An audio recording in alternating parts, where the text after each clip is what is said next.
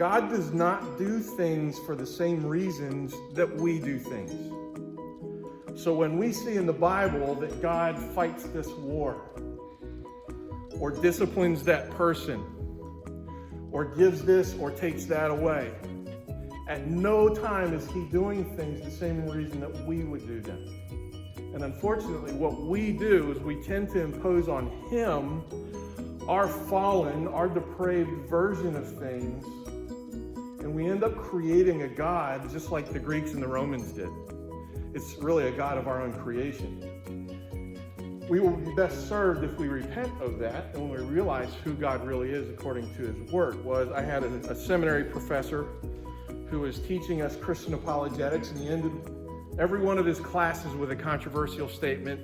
And without answering the controversial statement or explaining it, he would walk out the door and leave us 2 days to kind of fester on that. And one day he ended his class by saying, God is not infinite and God is not everywhere.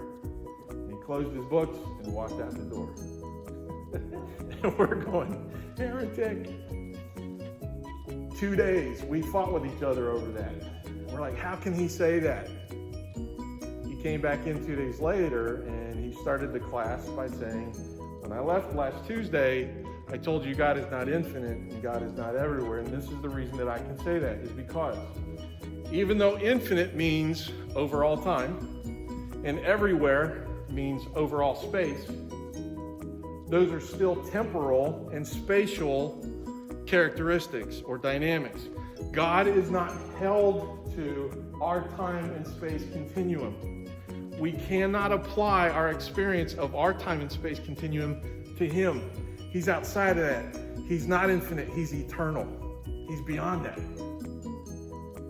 Infinity everywhere is contained in him. He's not contained by it. So we're dealing with a God who is outside of our own personal experience, so that we cannot really define him by our terms and by our experiences.